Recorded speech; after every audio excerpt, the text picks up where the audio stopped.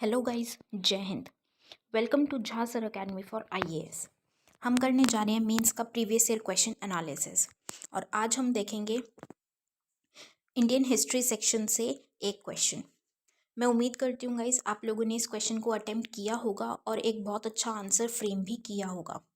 So guys आज हम Indian history में ही हम आर्ट एंड आर्किटेक्चर सेक्शन से क्वेश्चन देखेंगे जिसमें हम इंडिया की आर्ट हेरिटेज के बारे में बात करेंगे कि कला की विरासत कितनी है इंडिया में और उसको किस तरीके से बचाना चाहिए। तो बहुत अच्छे पॉइंट्स गाइज आपको मिलने वाले हैं आज, तो उनको अपने पास ज़रूर क्लब करके रखिएगा। और ये एक ऐसा टॉपिक है जो आप बहुत सी जगहों पे या बहुत से क्वेश्चंस में यूज़ कर सकते हैं, राइट। तो इनको अपने पास ज़रूर रखिएगा क्लब करके, बिकॉज जब आप पॉइंट्स को रखते हैं अपने पास, एक टॉपिक के पॉइंट्स आप एक ही जगह रखते हैं तो वो विजुअलाइज करने में, मेमोराइज करने में ईजी रहता है। तो वहाँ पे जब हम एग्ज़ाम लिखेंगे तो उस टाइम पे हमें ज़्यादा टाइम कंज्यूम नहीं होगा हमारा, हम जल्दी जल्दी क्वेश्चन को अटेम्प्ट कर सकते हैं, राइट।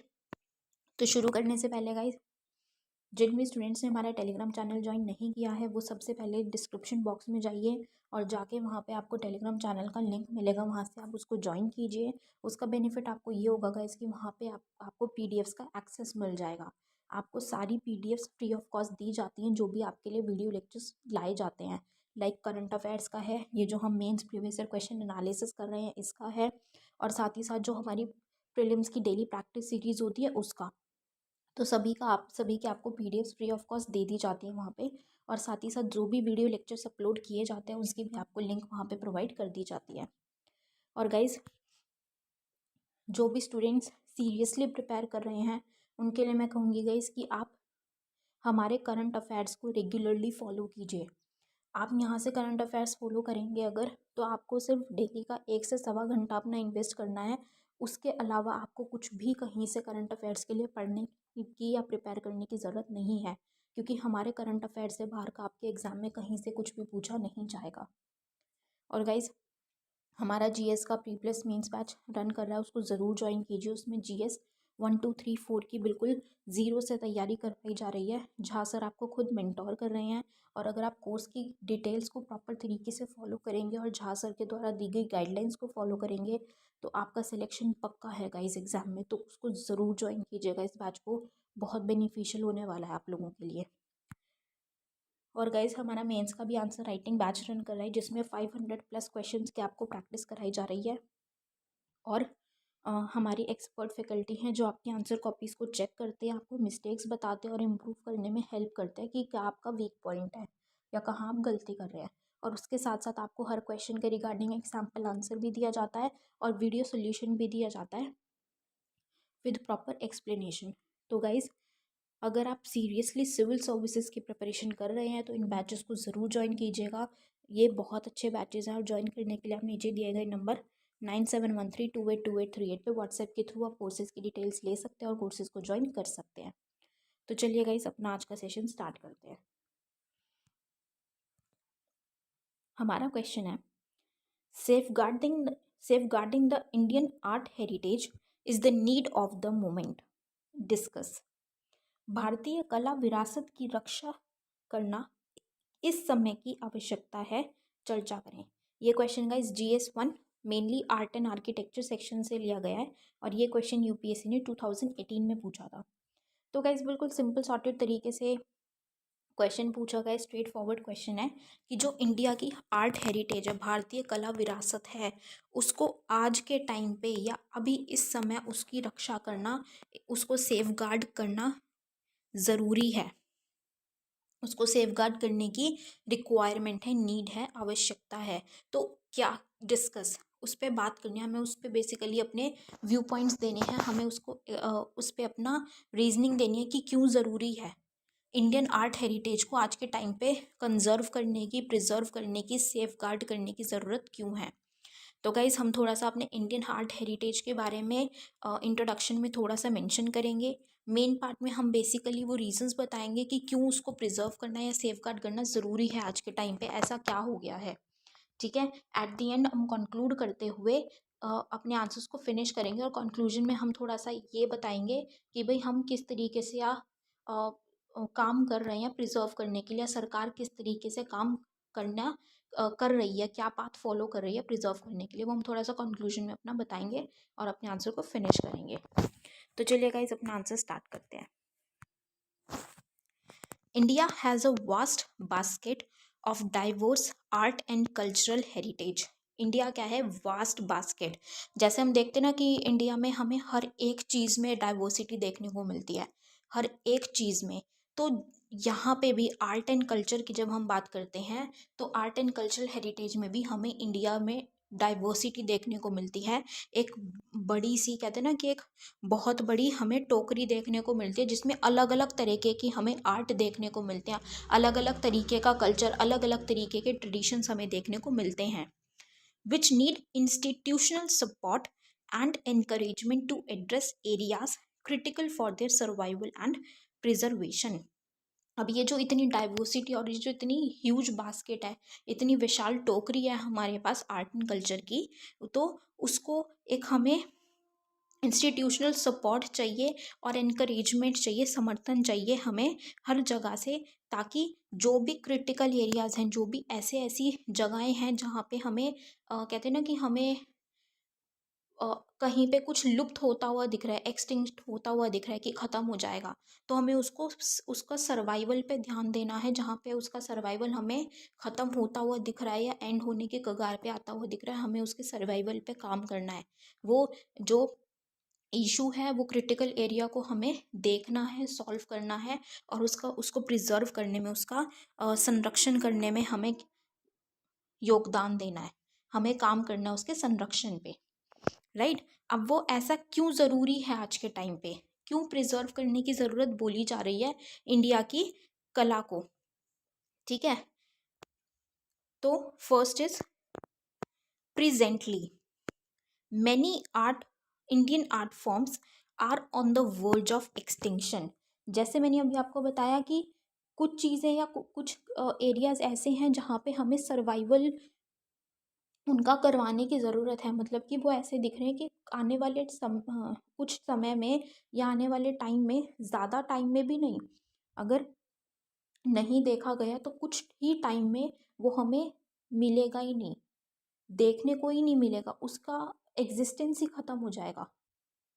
तो हमें उसको ज़िंदा रखना है, हमें उसके सर्वाइवल का ध्यान देना है। तो क्या देखने को मिल रहा है आज के टाइम पे कि जो इंडियन के कुछ आर्ट फॉर्म्स एक ऐसी कगार पे आ गए हैं, किसकी? एक्सटिंक्शन की कगार पे, लुप्त होने की कगार पे वो आ गए हैं, जिससे हमें उनको बचाना है, जिसकी वजह से हमें कंजर्व करने की या उसकी रक्षा करने की, सेफगार्ड करने की ज़रूरत है। जैसे कि मंजूषा पेंटिंग ऑफ बिहार, ठीक है, बिहार की मंजूषा पेंटिंग हमें एक्सटिंक्शन की कगार पे देखने को मिल रही है। ट्रेडिशनल आर्ट ऑफ पपेट्री, जो कठपुतली की पारंपरिक कला है, वो भी हमें एक्सटिंक्ट होती, विलुप्त होने के कगार पे दिख रही है। पारसी एम्ब्रॉयडरी, पारसी कढ़ाई, नाग क्राफ्ट, नागज शिल्प, ढोकरा हैंडीक्राफ्ट, ढोकरा हस्तशिल्प। तो ये क्या है? ये ऐसे कुछ इंडियन आर्ट फॉर्म्स हैं, कुछ ही बताए हमने यहाँ पे, ऐसे और भी बहुत सारे हैं। कुछ ऐसे ये जो आर्ट फॉर्म्स हैं ये ऐसे हैं जिनका संरक्षण करने की बहुत ज़्यादा आवश्यकता है, क्योंकि ये आने वाले कुछ समय में लुप्त होते हुए हमें दिखाई दे सकते हैं, क्योंकि ये उस कगार पे आ गए हैं लुप्त होने की। तो इसीलिए इनका संरक्षण करना बहुत ज़्यादा ज़रूरी है, इनको प्रोटेक्ट करना, प्रिजर्व करके रखना हमारी रिस्पॉन्सिबिलिटी है और इस पे ध्यान देना ज़रूरी है आज के टाइम पे। Next point is India has a unique identity in the world for its art and culture which represents Indian civilization on world platform, and if it vanishes the uniqueness of India will get affected। कि जो India का इतना, जैसे कि India मानी जाती है diversity के लिए, इंडिया मानी जाती है बहुत ज़्यादा। अगर आप लोगों को ध्यान हो, आप लोगों ने हिस्ट्री में पढ़ा होगा कि at the time of independence बहुत सारी कंट्रीज़ ने या बहुत सारे पर्सनालिटीज़ ने, बहुत सारे लोगों ने इस बारे में बोला था कि इंडिया में जो डाइवर्सिटी देखने को मिलती है हर एक रिगार्ड पे, चाहे वो रिलीजन है, चाहे वो लैंग्वेज है, चाहे वो कल्चर है, ट्रेडिशन है, एवरीथिंग, हर चीज़ में जो डाइवर्सिटी देखने को मिलती है, तो इंडिया एज अ होल, मतलब एक यूनियन की तरीके से, कंसोलिडेटेड तरीके से सर्वाइव नहीं कर पाएगी। इंडिया छोटे छोटे टुकड़ों में बंटती हुई दिखेगी। ठीक है, कुछ ही टाइम में इंडिया टुकड़ों में बंट जाएगी, लेकिन इंडिया आज भी ऐसे के ऐसे कंसोलिडेटेड ही है। यूनिटी इन डाइवर्सिटी बोलते हैं इंडिया में, कि इतनी डाइवर्सिटी देखने को मिलती है हर एक चीज़ में, हर एक लेवल पे, लेकिन फिर भी यूनिटी है। तो उसी वजह से, तो वो जो यूनिटी है वो वो जो डाइवर्सिटी है वो आर्ट एंड कल्चर में भी इतनी ज़्यादा होने के बावजूद भी बहुत अच्छा आर्ट एंड कल्चर हमारा फ्लरिश करता है, जिससे कि इंडिया की विश्व स्तर पे एक यूनिक, एक अनोखी आइडेंटिटी बन चुकी है। तो जो कि इंडिया की जो सिविलाइजेशंस हैं, जो सभ्यता है, भारतीय सभ्यता, उनको वर्ल्ड प्लेटफॉर्म पे रिप्रेजेंट करता है इंडिया का आर्ट एंड कल्चर। तो अगर आर्ट एंड कल्चर ही ख़त्म हो जाएगा, इंडिया का जो आर्ट एंड कल्चर है अगर वो एक्सटिंक्ट हो जाएगा, लुप्त हो जाएगा, तो इंडिया की जो ये यूनिकनेस, जो एक वर्ल्ड प्लेटफॉर्म पे हम देखते हैं ना आज के टाइम पे, जो एक रिकॉग्निशन मिलती है इंडिया को और जो एक रिस्पेक्ट मिलती है उसके लिए, वो यूनिकनेस बहुत ज़्यादा अफेक्ट हो जाएगी। वो जो रिस्पेक्ट है वो कम हो जाएगी, वो रिकॉग्निशन कम हो जाएगी, जिसकी वजह से हमें आर्ट को या जो कला विरासत है उसको संभालने की, उसको उसका संरक्षण करने की बहुत ज़्यादा आवश्यकता है आज के टाइम पे, उसका प्रिजर्वेशन बहुत ज़्यादा ज़रूरी है। Next is, for many tribal communities art and craft is the source of income. सबसे अहम चीज़ कि जो जैसे आज भी बहुत सारे ट्राइबल कम्युनिटीज़ हमें देखने को मिलती है वेरियस एरियाज़ में। ठीक है, तो जो ट्राइबल कम्युनिटीज़ है उनका जो मेन सोर्स ऑफ इनकम है वो आर्ट एंड क्राफ्ट भी देखने को मिलता है हमें आज के टाइम पे। तो अगर आर्ट ही को अगर प्रिजर्व नहीं किया जाएगा या उसकी इम्पोर्टेंस कम हो जाएगी, तो उनका ये जो सोर्स ऑफ इनकम है वो हैम्पर हो सकता है, उनकी लाइवलीहुड हैम्पर हो सकती है। तो उनकी लाइवलीहुड को सस्टेन रखने के लिए आर्ट को प्रिजर्व करना, हमारी जो आर्ट हेरिटेज है उसको प्रिजर्व करना, उसको सेफगार्ड करना हमारी रिस्पॉन्सिबिलिटी है और ये ज़रूरी है, right. Next is, this is also the source of attraction for tourism which contributes to economic development of the country। कि ये जो आर्ट हमें देखने को मिलता है, आर्ट एंड कल्चर जो इंडिया का है, ठीक है, with so much of diversity, ये एक सोर्स ऑफ अट्रैक्शन है। मतलब जो टूरिस्ट्स होते हैं, जो दूसरे दूसरे देशों से या दूसरी दूसरी जगहों से देखने के लिए आते हैं, जैसे एग्जीबिशंस होते हैं या इस तरीके से, तो जो वो आते हैं वो अट्रैक्शन पॉइंट होता है उनका, टूरिस्ट का, ये आर्ट एंड कल्चर को देखना। म्यूजियम्स होते हैं, वहाँ पे क्या होता है, फीस भी लगती है जाने के लिए, या म्यूजियम में ऐसे ही जाने देते हैं, वहाँ पे फीस भी लगती है। तो क्या होता है कि टूरिस्ट का वो एक पॉइंट ऑफ अट्रैक्शन भी है, सोर्स ऑफ अट्रैक्शन है आर्ट एंड कल्चर, जिससे कि अब टूरिस्ट आते हैं वहाँ पे अट्रैक्ट होके देखने के लिए, तो वहाँ पे वो लोग उनसे फ़ीस भी चार्ज की जाती है। ठीक है, टूरिस्ट से जब वो फ़ीस चार्ज की जाती है तो वो एक तरीके से क्या होता है, टूरिज़्म भी बढ़ता है, और दूसरा वहाँ से जो फ़ीस आती है उससे हमारी इकोनॉमी भी ग्रो करती है। और टूरिस्ट अगर आएंगे तो सिर्फ एक उसी में नहीं, बहुत सी चीज़ों में हमें इनकम इंक्रीज़ होती हुई दिखेगी। तो उससे क्या होगा, इकोनॉमिक डेवलपमेंट हमें देखने को मिलेगी हमारी कंट्री की, राइट। तो ये सोर्स ऑफ अट्रैक्शन भी है टूरिस्ट्स के लिए, जिससे कि हमारी इकोनॉमी डेवलप हो सकती है, और डेवलप होती है बहुत ज़्यादा, एक हमारी अर्थव्यवस्था में हमें विकास देखने को मिलता है। तो यहाँ पे गाइस हम इसको एक फ्लो चार्ट के फॉर्म में भी बता सकते हैं, एक सर्कुलर फ्लो के फॉर्म में भी बता सकते हैं। ठीक है, कि आर्ट एंड कल्चर को अगर प्रिजर्व किया जाएगा, एक अच्छा वो डाइवर्सिटी को रिप्रेजेंट किया जाएगा, उसको मेंटेन रखा जाएगा, तो क्या होगा, टूरिस्ट वहाँ पे अट्रैक्ट होंगे।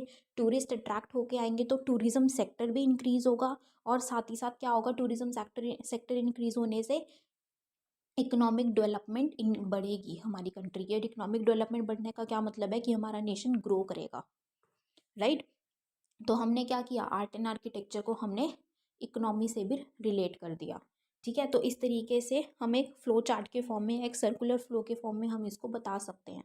ये जो छोटे छोटे फ्लो चार्ट्स होते हैं ना, ये क्या होते हैं कि बहुत ज़्यादा टाइम कंज्यूमिंग नहीं होते, विद इन सेकेंड्स हम इनको बना सकते हैं। और ये लेकिन जितना कम टाइम इनको बनाने में लगता है उतना ही ज़्यादा ये मार्क्स हमें गेन करवाने में हेल्प करते हैं।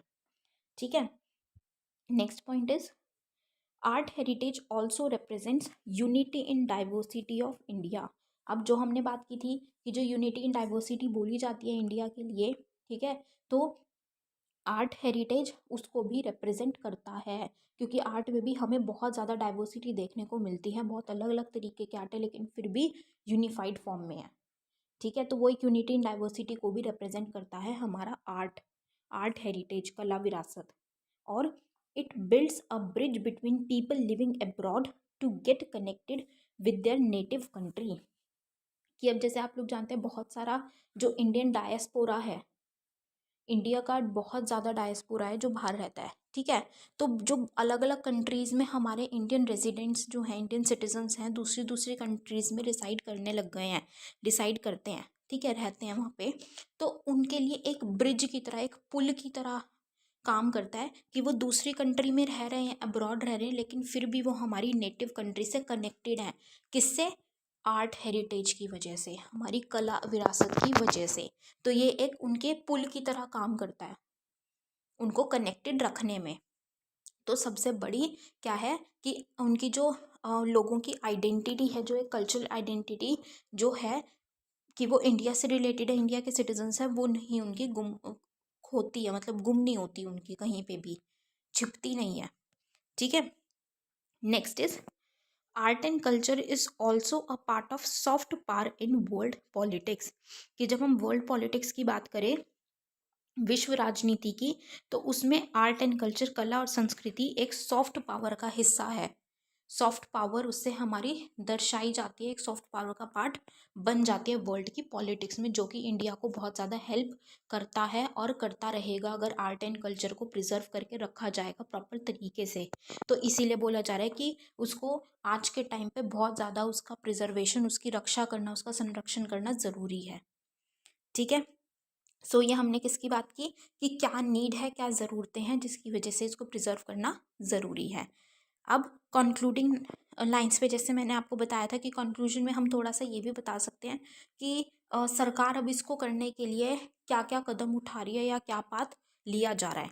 तो government has started many initiatives to preserve the rich art heritage of the country. कि सरकार ने बहुत सारे ऐसे इनिशिएटिव्स लिए हैं कि ये जो इतनी रिच आर्ट हेरिटेज है, समृद्ध कला विरासत है हमारी कंट्री की, वो उसका संरक्षण किया जा सके, उसको प्रिजर्व किया जा सके। जैसे कि scheme for conservation of wall painting, कि वॉल जो वॉल पेंटिंग्स है, दीवारों पे जो पेंटिंग की जाती हैं, उनको कंजर्व करने के लिए, उनका संरक्षण करने के लिए स्कीम लाई गई थी 1996-97 में, 1996-97 में लाई गई थी।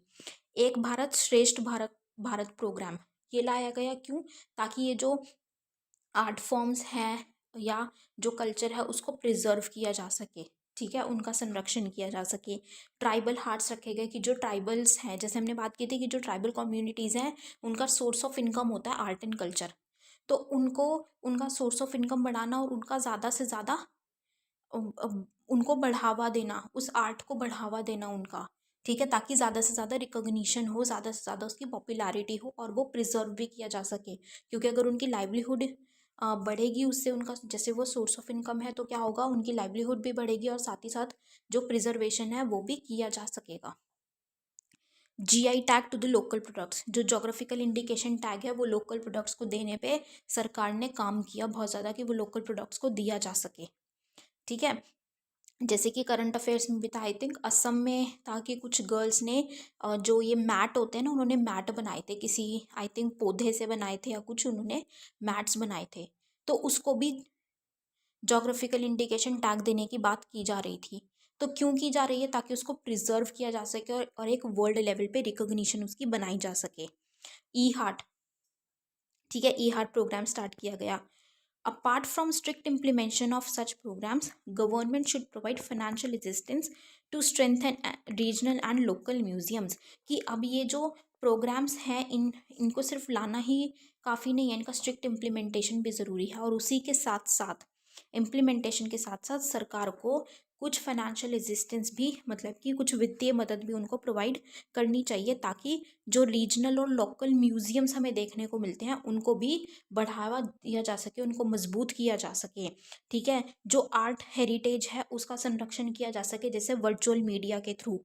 ठीक है, और लोकल पेंटिंग्स को प्रमोट कर सकते हैं, कुछ प्रोडक्ट्स पे प्रमोट कर सकते हैं उनको, जैसे कि वॉलेट्स पे उन प्रोडक्ट को जैसे उनकी पेंटिंग कर दी जाए वॉलेट्स पे, उसका उसको छाप के सेल किया जाए, या मोबाइल कवर है, पिल्लो कवर है, तो उस पे उनको छाप के किया जाए, ताकि उसकी ज़्यादा से ज़्यादा प्रमोट किया जा सके उन लोकल पेंटिंग्स को, राइट।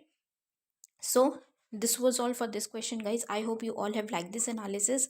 अपना फीडबैक गाइज हमारे साथ कमेंट सेक्शन में ज़रूर शेयर कीजिएगा कि आपको सेशन कैसा लगा, कैसा एनालिसिस लगा। So with this we end up this session today here guys. Thank you so much. Have a great day ahead. Jai Hind.